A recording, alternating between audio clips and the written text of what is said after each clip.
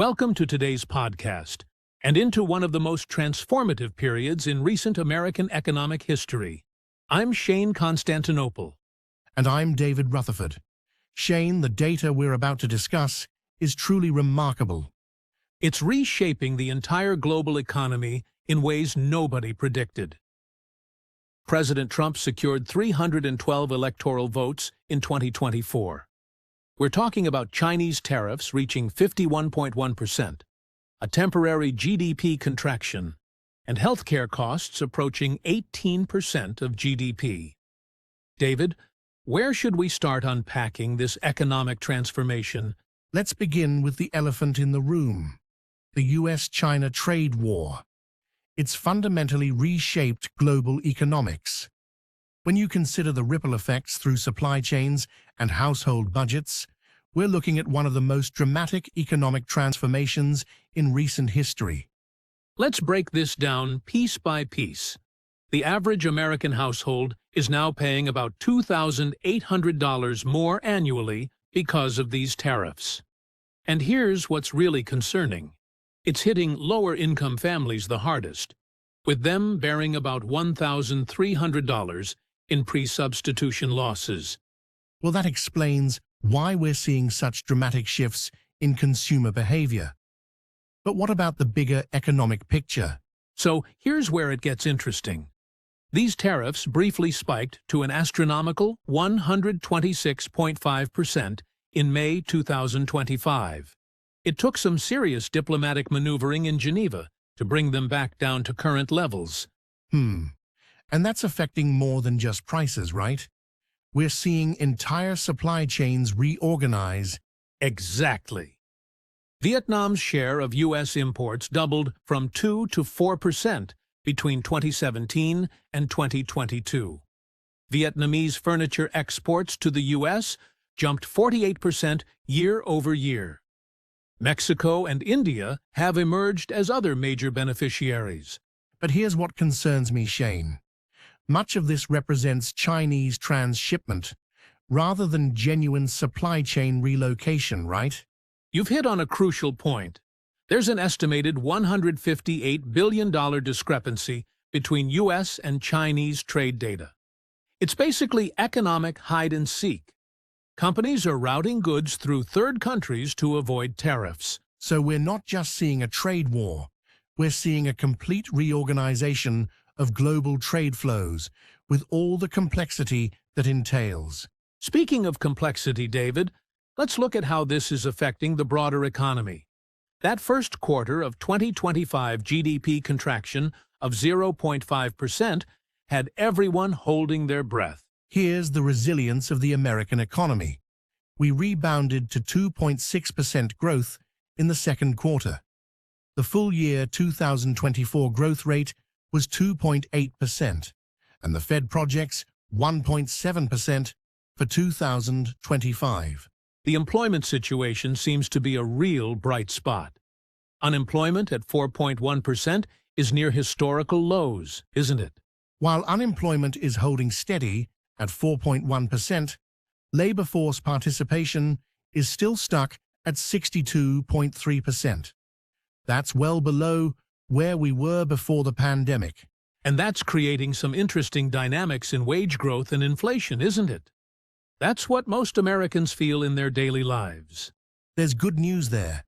Consumer Price Index inflation reached 2.7% annually in June 2025, down significantly from pandemic highs. Core inflation, excluding food and energy, runs at 2.9%. Finally, some relief for workers. Real hourly earnings are up 1% year over year. Real weekly earnings increased 0.7%. After years of inflation eroding paychecks, workers are seeing modest but real gains. They're walking a tightrope. The Fed funds rate sits at 4.25 to 4.5%, held steady since March.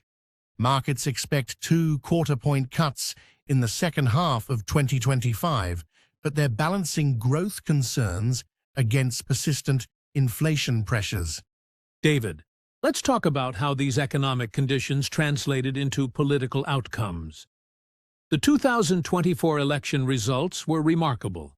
Trump secured 312 electoral votes with 49.8% of the popular vote. That's 77,302,580 votes. Harris won 226 electoral votes with 48.32%. But the real story is in the exit polls. 68% of voters described the economy as not good or poor. And 47% said they were worse off than 4 years ago. Among voters experiencing severe inflation hardship, that's 22% of the electorate, 76% voted for Trump. The regional shifts in trade-affected areas were dramatic, weren't they? Incredibly so. Pennsylvania's steel industry counties swung 8 percentage points toward Trump compared to 2020. Michigan auto industry counties moved 6 points toward Trump.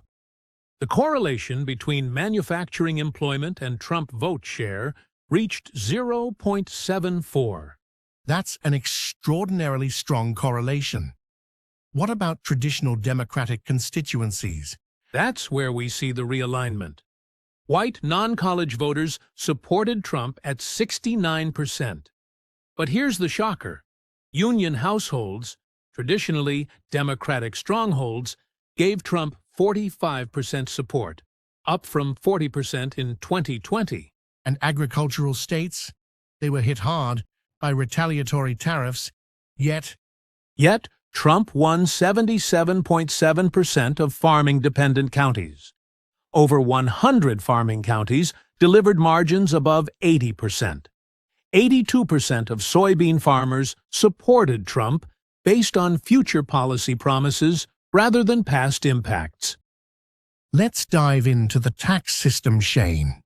The numbers here reveal some stark realities about income distribution. They certainly do. Federal income tax rates range from 10% on income up to $11,600 for single filers to 37% on income above $609,351. Here's what might surprise our listeners. The top 1% of earners, those making above $663,164, pay an average effective rate of 26.1%. And they contribute 40.4% of all federal income taxes despite earning 22.4% of total income. The concentration is remarkable. The top 5% pay 61% of all federal income taxes. The top 10% pay 72%. And here's the kicker.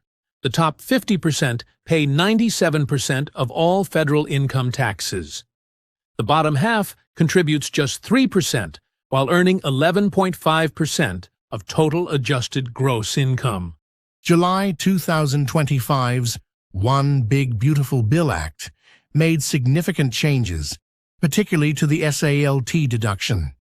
The cap increased from $10,000 to $40,000, though it phases out for adjusted gross income above $500,000. This temporary measure through 2029 costs an estimated $320 billion over 10 years. And the deficit implications? They're massive. Extending these tax provisions would cost $3.3 trillion over the next decade. The current federal deficit already stands at $1.9 trillion. That's 6.5% of GDP. Shane, if there's one area that affects every American, it's healthcare costs. The numbers are staggering. Well, when you're looking at $4.9 trillion in healthcare spending, representing 17.6% of GDP, mind-boggling might be an understatement. And it's projected to hit 20.3% of GDP by 2033, growing at 5.8% annually, while the overall economy grows at just 4.3%. That's simply not sustainable. Though we have seen some improvement in coverage, 92.1% of Americans now have health insurance. But that still leaves 26 million people uninsured. And the disparities are significant. Just 1.6% of those 65 and older lack coverage thanks to Medicare, while 13% of 18 to 24-year-olds remain uninsured. What about employer costs? That's where most Americans get their coverage.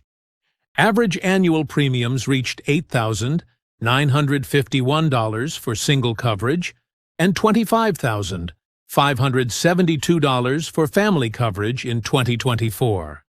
That's a 6 to 7% increase from 2023. And workers are feeling it. They contribute $1,368 for single coverage and $6,296 for family coverage. Plus, average deductibles of $1,787. 32% of workers face high deductible plans above $2,000. The Affordable Care Act faces a critical deadline, doesn't it? December 31st, 2025. Enhanced premium subsidies expire, potentially causing 75% premium increases for 2026. 21.4 million people have ACA marketplace coverage, with 92% receiving federal subsidies. At least Medicare drug price negotiations show some promise. The first round targeting 10 Part D drugs projects $1.5 billion in beneficiary savings. The Part D out-of-pocket cap drops to $2,000 in 2025, and insulin is capped at $35 monthly for Medicare beneficiaries. Let's zoom out to America's position in global trade, Shane. We're still the world's largest importer, right? We are, with 13.2% of global merchandise imports. We're the second largest exporter, with 8.5% of exports. Total U.S. trade reached $5.3 trillion in 2024. But the trade deficit is massive. $918.4 billion. That's 3.1% of GDP. We imported $4.11 trillion, but only exported $3.19 trillion. What about the dollar's status as the global reserve currency? I've heard concerns about its decline. There is a gradual erosion.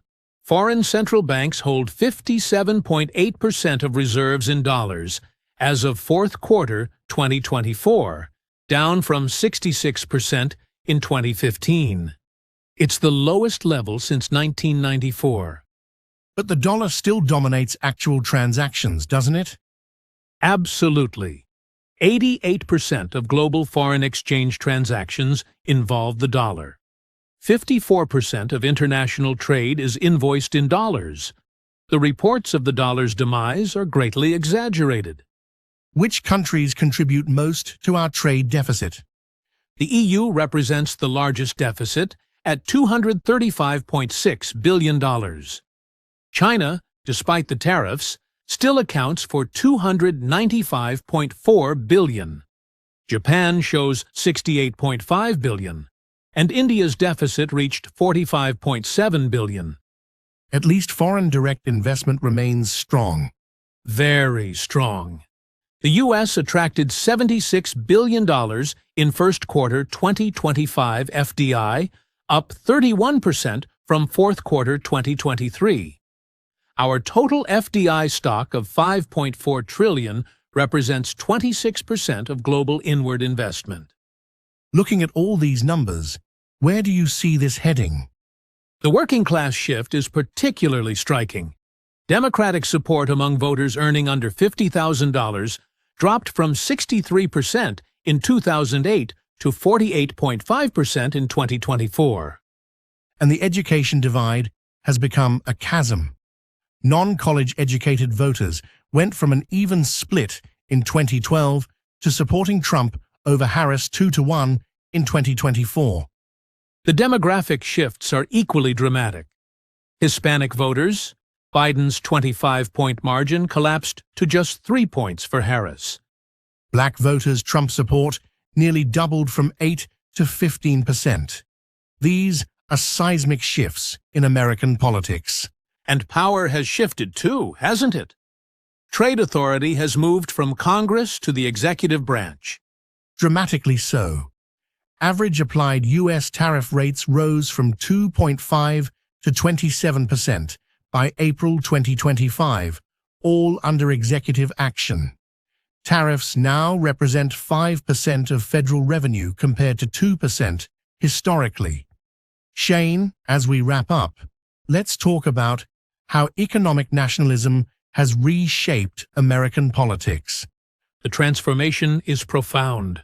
The Republican Party's 2024 platform explicitly embraces America First economics, with baseline tariffs and manufacturing reshoring. It's a complete reversal of traditional GOP free trade orthodoxy. Well, we're clearly in the middle of a profound economic transformation. The question isn't whether change is happening, it's whether these shifts will strengthen American prosperity or undermine it. The manufacturing revival, the sustainability of these new political coalitions, the healthcare cost crisis, these are all pieces of a puzzle we're still trying to solve. And it seems like the answers will have implications far beyond just economic metrics. That's right. We're not just watching numbers change on a spreadsheet. We're seeing the reshaping of global trade flows, political alignments, and the very structure of the American economy. The decisions we make now will echo for decades to come. Thank you for joining us for this podcast into Trump's economic legacy. I'm Shane Constantinople. And I'm David Rutherford.